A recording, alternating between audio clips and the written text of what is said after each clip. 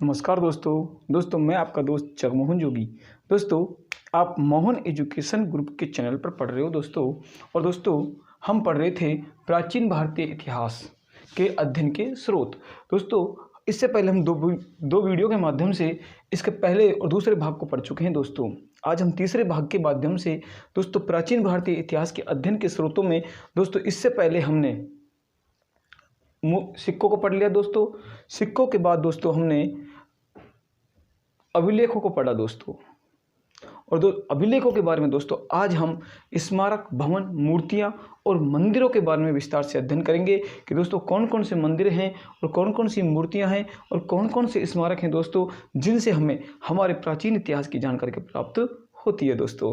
तो देखते हैं दोस्तों स्मारक, भवन और मूर्तियों के बारे में। तो दोस्तों पहली जो हमें लेंगे दोस्तों वो मंदिर कला लेंगे। तो दोस्तों मंदिरों के बारे में यदि हम बात करें तो दोस्तों मंदिर कला में मंदिर निर्माण का जो प्रारंभ हुआ था दोस्तों वो कहाँ से हुआ था? वो गुप्त काल से हुआ था दोस्तों।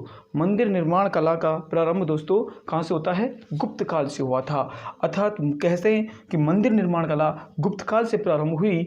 और दोस्तों जो सबसे पहले मंदिर बनाया गया दोस्तों वो बनाया गया था दोस्तों तिगवा विष्णु मंदिर दोस्तों। तिगवा विष्णु मंदिर दोस्तों। तिगवा विष्णु मंदिर दोस्तों गुप्त काल में बना। और दोस्तों दूसरा घूमरा का शिव मंदिर बनाया गया दोस्तों। यहीं पे हम बात कर ले कूचना कुठार का पार्वती मंदिर। और दोस्तों देवगढ़ झांसी का 10 अवतार मंदिर।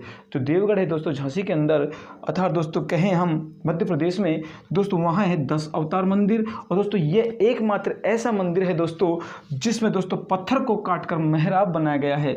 अर्थात दोस्तों यूँ कहें कि दोस्तों जैसे ये मंदिर है दोस्तों उसके ऊपर दोस्तों ये मेहराब बनाया गया है दोस्तों। मंदिर का मेहराब दोस्तों किसको काट के बनाया गया है? केवल एक पत्थर की शिला को काट के बनाया गया है दोस्तों। इसमें ईंटों का या चूने का किसी प्रकार का कोई प्रयोग नहीं किया गया है। अर्थात पत्थर को काट कर क्या बनाया गया है? मेहराब बनाया गया है दोस्तों। तो एकमात्र मंदिर दोस्तों कौन सा है?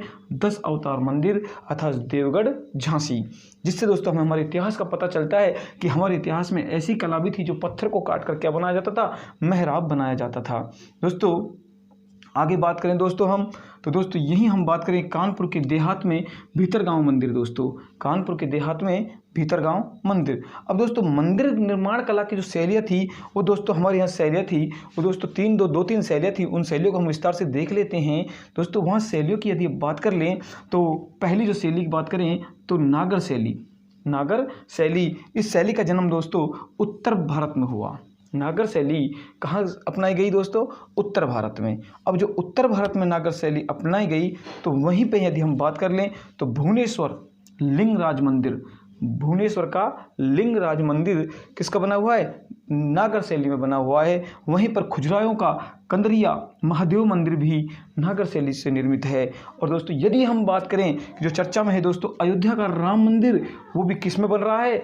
नागर शैली में ही बनाया जा रहा है। क्योंकि हमने पढ़ा है कि नागर शैली उत्तर भारत में, अयोध्या का राम मंदिर भी नागर शैली में ही बनाया जाए क्योंकि उत्तर भारत में है। तो उत्तर भारत में जो शैली प्रयोग की जाता है वह कौन सी शैली है? नागर शैली। अब यदि हम बात कर लें यहीं से द्रविड़ शैली, और द्रविड़ शैली का जो उपयोग किया जाता है दोस्तों वो दक्षिणी भारत में किया जाता है। द्रविड़ शैली का उपयोग दक्षिणी भारत में। और यहीं से यदि बात कर लें तो दक्षिणी भारत में तंजौर का बृहदेश्वर मंदिर, तंजौर का बृहदेश्वर मंदिर। और दोस्तों ये राजराजेश्वर मंदिर के नाम से भी जाना जाता है। ये कौन सी शैली में है? द्रविड़ शैली में। अब हम बात करें अगली शैली की तो अगली शैली दोस्तों हमारी बेसर शैली। अगर बेसर शैली की बात करें तो ये दो शैलियों के मिश्रण से बनती है, नागर शैली और द्रविड़ शैली। नागर शैली और द्रविड़ शैली दो शैलियों के मिश्रण से बनने वाली शैली कहलाती है बेसर शैली। अब यही ये जो बेसर शैली है इसमें एकमात्र मंदिर है जो है होयसल का होयसलेश्वर मंदिर, जो कहाँ है? कर्नाटक में है। किस शैली में बना गया है? बेसर शैली में। अर्थात नागर शैली और द्रविड़ शैली दोनों शैलियों को मिलाकर बनाया गया वह है होयसल का होयसलेश्वर मंदिर अर्थात कर्नाटक में। अब हम बात कर लें मूर्तियों की। दोस्तों आपने देखा होगा कि मान लीजिए ये एक मंदिर है, ये एक मंदिर है और इस मंदिर के अंदर ये एक मूर्ति है। तो दोस्तों ये मूर्ति है तो ये कहलाएगी मूर्ति कला। दोस्तों ये कहलाएगा मेहराब या गुम्मट कला। और दोस्तों ये कहलाएगा दोस्तों जिसके ऊपर बाहर जो चित्र आवरण है ये चित्रकला कहलाएगी। तो अब हम बात कर रहे हैं किसकी, मूर्तिकला की। तो मूर्तियों का साक्ष्य हमें कब से प्राप्त होता है, मूर्तियों का साक्ष्य हमें प्राग ऐतिहासिक काल से प्राप्त होता है। मूर्तियों का साक्ष्य हमें कब से प्राप्त होते हैं, प्राग ऐतिहासिक काल से। अर्थात जब हमारे पास प्राग ऐतिहासिक काल किसे कहेंगे, अर्थात जिसके हमारे पास लिखित साक्ष्य नहीं है वो क्या कहलाता है, प्राग ऐतिहासिक काल कहलाता है। तो मूर्तियों के साक्ष्य तो हमें प्राग ऐतिहासिक काल से प्राप्त होने लग गए। अर्थात मातृ देवी की मूर्ति, पहली हमें जो मूर्ति प्राप्त हुई वो किसकी हुई, मातृ देवी की मूर्ति प्राप्ति हुई। और ये कहाँ से हुई, कौशाम्बी के लोहदा नाले से, कौशाम्बी के लोहदा नाले से प्राप्त हुई है, मातृ देवी की मूर्ति है। और दोस्तों ये एकमात्र हड्डी से निर्मित मूर्ति है जो पूरा पाषाण काल की मानी जाती है। किसकी प्राप्त है, हड्डी से निर्मित मूर्ति जो पूरा पाषाण काल की मानी जाती है। अब बात कर ले हम सिंधु सभ्यता से भी कुछ मूर्तियां प्राप्त हुई हैं, वहीं मोहनजोदड़ो, हड़प्पा, इन सब सभ्यताओं से हमें मूर्ति प्राप्त हुई हैं। तो सिंधु सभ्यता से कौन कौन सी हमें मूर्ति प्राप्त हुई हैं, तो दोस्तों यहाँ जो पत्थर से बनाई जाती थी, धातु से और मिट्टी से, तीन प्रकार से मूर्ति बनाई जाती थी। देखते हैं पत्थर से कहाँ से प्राप्त होती है और धातु से कहाँ प्राप्त हुई है, मिट्टी से कहाँ से प्राप्त हुई है। तो दोस्तों पत्थर से जब मूर्ति बनाई जाती थी उसे बोलते थे तराश विधि। पत्थर से जब मूर्ति बनाई जाती थी तो उसे बोलते थे तराश विधि, और धातु से जब मूर्ति बनाई जाती थी तो उसे बोलते थे मधुचिंसिट विधि या मोम विधि। और जब मिट्टी से मूर्ति बनाई जाती थी उसे बोलते थे चिकोटी या अपीलक, चिकोटी अपीलक। और यही मिट्टी को यदि पका दिया जाता था तो वो कहलाता था टेरोकोटा, टेरोकोटा, पकी हुई मिट्टी को कहा जाता है टेरोकोटा। अब बात कर ले हम यहाँ पत्थर से तराश विधि से 12 मूर्तियाँ मोहनजोदड़ो से प्राप्त हुई हैं और 3 मूर्तियाँ हड़प्पा से प्राप्त हुई हैं। और यहीं धातु की बात करें हम तो धातु से मधुचिंसिट, मोम, तांबे का बैल प्राप्त हुआ है हमें। धातु से बना हुआ एक तांबे का बैल प्राप्त हुआ। कहाँ से प्राप्त हुआ है, कालीबंगा से। तो हम कह सकते हैं कि उस जमाने में या उस सभ्यता में या उस इतिहास के हमें साक्ष्य मिलते हैं कि उस समय बैल क्या रहा होगा, पूजनीय रहा होगा, या बैल किसान का साथी रहा होगा, या बैल पूजनीय रहा होगा। और लोथन से हमें चिड़िया, कुत्ता, बैल और खरगोश की मूर्तियां मिली हैं जो किसकी हैं, धातु की निर्मित हैं। और यहीं से हमें कांसे की नृत्यिका की मूर्ति प्राप्त हुई है जो किससे मिली है, मोहनजोदड़ो से मिली है। तो मूर्तियों से भी हमें हमारे प्राचीन इतिहास के अध्ययन के स्रोत प्राप्त होते हैं, अर्थात इतिहास के अध्ययन का जानकारी प्राप्त होती है। और यही हम बात कर लें मौर्य काल की। तो मौर्य काल में अशोक के द्वारा बहुत सारे लेख लिखवाए गए, स्तंभ लगवाए गए, तो वहाँ से भी हमें जानकारी प्राप्त होती है। तो अशोक द्वारा मौर्य काल में दोस्तों रामपुरवा स्तंभ लेख से हमें बैल की मूर्ति प्राप्त होती है, अर्थात बैल की मूर्ति प्राप्त होती है। यहीं सारनाथ स्तंभ से हमें शेर की मूर्ति प्राप्त होती है। और यहीं हम बात करें कालसी देहरादून लेख से हमें हाथी की मूर्ति प्राप्त होती है, जहाँ पर उसी हाथी के नीचे ब्रह्म लिपि में गजत लिखा हुआ है, अर्थात क्या लिखा हुआ है, ब्रह्म लिपि में गजत लिखा हुआ। अब हम मान सकते हैं कि जब अशोक का या मौर्य शासन था तो भारत में कौन सी लिपि विद्वान थी, ब्रह्म लिपि विद्वान थी। तो इससे भी हमें हमारे प्राचीन इतिहास के साक्ष्य प्राप्त होते हैं। अब बात करें पटना दीदार गज से यक्षिणी की मूर्ति प्राप्त होती है। और यहीं बनारस राजघाट से त्रिमुखी यक्ष की मूर्ति प्राप्त होती है। और कनिष्क के समय में दोस्तों 2 शैलियाँ थी, एक गांधार शैली और एक मथुरा शैली। जो जब भारत में कनिष्क का शासन था तो भारत में 2 प्रकार की मूर्तियाँ बनाने की शैलियाँ थी, पहली गांधार शैली और दूसरी मथुरा शैली। तो गांधार शैली में जो मूर्ति बनाई जाती थी तो उन मूर्तियों को बनाने के लिए काले स्लेटी पत्थर का उपयोग किया जाता था, और ये मूर्ति जो बनाई जाती थी ये केवल बौद्ध धर्म से संबंधित थी। जबकि मथुरा शैली में जो मूर्ति बनाई जाती थी उनमें लाल बलुआ पत्थर का प्रयोग किया जाता था, और ये लाल बलुआ पत्थर से बनने वाली मूर्ति जैन धर्म और बौद्ध धर्म दोनों धर्मों से संबंधित थी। तो दोस्त आगे देखते हैं।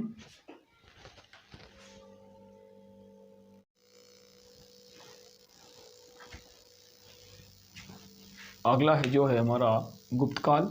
और गुप्तकाल में उदयगिरी गुफा से हमें क्या प्राप्त हुआ है, वराह अवतार की मूर्ति प्राप्त हुई है, जिसमें भगवान विष्णु ने किसका अवतार ले रखा है, वराह का अवतार ले रखा है। और वराह ने अपने दोनों दांतों के ऊपर किसको रख रखा है, पृथ्वी को रख रखा है। अर्थात राक्षसों ने जब हमारी पृथ्वी को समुद्र के अंदर छिपा दिया गया था तो भगवान विष्णु ने किसका अवतार धारण किया?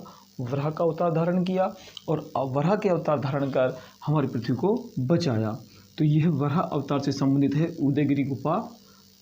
और दोस्तों जो देवगढ़ के दशावतार मंदिर विष्णु क्षीर सागर, अर्थात देवगढ़ में दशावतार मंदिर है जिसमें भगवान विष्णु को क्षीर सागर अर्थात भगवान विष्णु क्षीर सागर में शेषनाग की सैया पर सोए हुए हैं और माँ लक्ष्मी उनके पैर दबा रही है। तो विष्णु को क्षीर सागर में सोए हुए दिखाया गया है। आगे राजपूत काल की बात करें तो राजपूत काल तंत्रवाद का प्रभाव दिखाई देता है। राजपूत काल पर तंत्रवाद का प्रभाव दिखाई देता है और पंचम काल का भी प्रभाव दिखाई देता है। खजुराहो के मंदिर और कोणार्क का सूर्य मंदिर इस राजपूत काल के देन है। अर्थात इससे भी हमें किसका पता चलता है? प्राचीन भारतीय इतिहास की जानकारी हमें प्राप्त होती है। अब बात कर लें गुप्त काल की, तो गुप्त काल में सबसे प्राचीन दोस्तों गुफा कला की। अब गुफा कला की बात करें, हम गुफाओं की बात करें तो गुफाओं की हमें सबसे प्राचीन गुफाएं हमें कहाँ से मिलती है? प्राग ऐतिहासिक काल की प्राचीन गुफाओं की जानकारी हमें मिलती है, जिनमें भीमबेटका गुफा मध्य प्रदेश और दोस्तों लेखैया मोहराना मिर्ज़ापुर उत्तर प्रदेश में है। और जो लेखैया गुफा है दोस्तों वो शिकार से संबंधित चित्र इस पर उभारे गए हैं। अब मौर्य काल में अशोक व उसके पुत्र दशरथ द्वारा नागार्जुनी व बराबर की पहाड़ियों पर 4 गुफाओं का निर्माण किया गया, जिनका गया विश्व झोंपड़ी, सुदामा और आजीवक संप्रदाय के लिए। किसके लिए किया गया? आजीवक संप्रदाय के लिए, और जिनका नाम था सुदामा गुफा। अब अजंता की गुफा की बात कर लें तो अजंता की गुफा कहाँ पर स्थित है? महाराष्ट्र में, महाराष्ट्र के औरंगाबाद जिले में। अजंता की जो गुफा है वो महाराष्ट्र के औरंगाबाद जिले में स्थित है। और यहाँ पर केवल कुल कितनी गुफाएं मिली गई हैं? 29 गुफाएं खोजी गई हैं, जिनमें 1, 2, 9, 10, 16 और 17 प्रमुख गुफाएं हैं। और इन गुफाओं पर जातक कथाओं से संबंधित चित्रों को उकेरा गया है या बनाए गए हैं।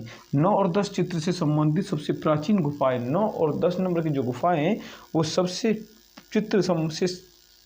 प्राचीन चित्र 9 और 10 नंबर की गुफाओं पर उकेरे गए हैं। अब हम बात कर ले नंबर एक गुफा की, तो बोधिसत्व अंकलेश्वर हाथ में नीलकमल। पहली जो गुफा है उस पर बोधिसत्व का चित्र है अंकलेश्वर का, और जिसके हाथ में एक नीलकमल है, नीला कमल है। दूसरी पुलकेशिन द्वितीय द्वारा फारसी दूत का स्वागत करते हुए दिखाया गया है। और तीसरी में मरणासन राजकुमारी वराहदेव द्वारा निर्मित यह है। और 17वीं जो गुफा है उसे चित्रशाला की संज्ञा दी गई है। दोस्तों कई बार ये प्रश्न पूछ लिया गया है कि चित्रशाला की संज्ञा किस गुफा को दी गई है, तो वह है दोस्तों गुफा नंबर 17, जिसमें भगवान बुद्ध के महाभिनिष्क्रमण को अंकित किया गया है, चित्रित किया गया है, जिसमें भगवान महाभिनिष्क्रमण निकल जाना अर्थ होता है निकल जाना। अर्थात जब भगवान बुद्ध ने क्या कर दिया? गृह त्याग किया। और जब गृह त्याग किया तो इसको कहा गया महाभिनिष्क्रमण। और दूसरे चित्र में माता और शिशु का चित्र है, और तीसरे चित्र में बुद्ध व सारस और हंस का चित्र है। अर्थात आपने प्राथमिक कक्षाओं में पढ़ा है कि जब भगवान बुद्ध को देखा भी होगा आपने चित्रों में कि एक सारस को जब तीर लग गया था तो भगवान बुद्ध उसके क्या कर रहे हैं? उपचार कर रहे हैं। तो इसी चित्र को यहाँ दिखाया गया है, बुद्ध और सारस के चित्र, या हंस सारस कह सकते हैं, इसको हंस कह सकते हैं। यहाँ चित्रशाला की संज्ञा दी गई है, 17वीं गुफा में इसको दर्शाया गया है। तो दोस्तों इससे भी हमें हमारे इतिहास की जानकारी का प्राप्त होती है। अगली बात करें हम एलोरा की गुफा। एलोरा की गुफा कहाँ स्थित है? महाराष्ट्र के औरंगाबाद जिले में स्थित है। और दोस्तों ये कितनी है? कुल 34 गुफाएं। कितनी गुफाएं हैं? कुल 34।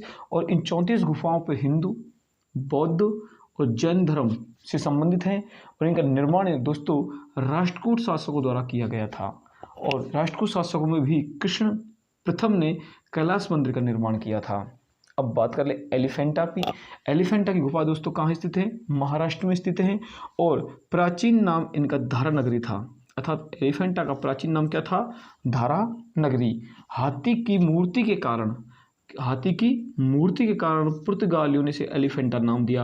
अर्थात इसको एलिफेंटा नाम किसने दिया? इसको एलिफेंटा नाम पुर्तगालियों ने दिया। क्यों दिया? क्योंकि यहाँ पर किसकी मूर्ति थी? हाथी की मूर्ति थी, इसलिए इसको नाम दे दिया एलिफेंटा की गुफा। अब निर्माण इसका दोस्तों राष्ट्रकूट शासकों द्वारा, और ये दोस्तों जो गुफा है वो शैव धर्म से संबंधित है। किस धर्म से संबंधित है? शैव धर्म से संबंधित है। और भगवान शिव की त्रिमूर्ति प्रतिमा यहाँ है, अर्थात त्रिमूर्ति प्रतिमा यहाँ पर है। और दोनों किसकी है? शिव और पार्वती की मूर्ति विराजमान है। अब हम बात कर लें बाघ की गुफा। बाघ की गुफा की यदि बात करें तो बाघ की गुफा कहाँ स्थित है? मध्य प्रदेश में स्थित है। और कहाँ पर है? विंध्य पर्वत या बाघ पहाड़ी या बाघ गांव। और इसलिए इसको नाम दिया गया बाघ की गुफा। उसकी खोज दोस्तों 1818 ईस्वी में डेंजर फील्ड द्वारा की गई। और दोस्तों कुल यहाँ कितनी गुफाएं? 9 गुफाएं हैं, और जो किससे संबंधित हैं? बौद्ध धर्म से संबंधित हैं दोस्तों। तो दोस्तों इन सारे तत्वों से, चाहे दोस्तों वो स्मारक हो, भवन हो, मंदिर हो, सिक्के हो, या मूर्तियाँ हो, या गुफा हो, या लेख हो दोस्तों, इनसे सबसे हमें हमारे प्राचीन भारतीय इतिहास की जानकारी प्राप्त होती है। दोस्तों यदि आपको वीडियो अच्छा लगा हो तो दोस्तों वीडियो को लाइक, शेयर और सब्सक्राइब जरूर करें। धन्यवाद।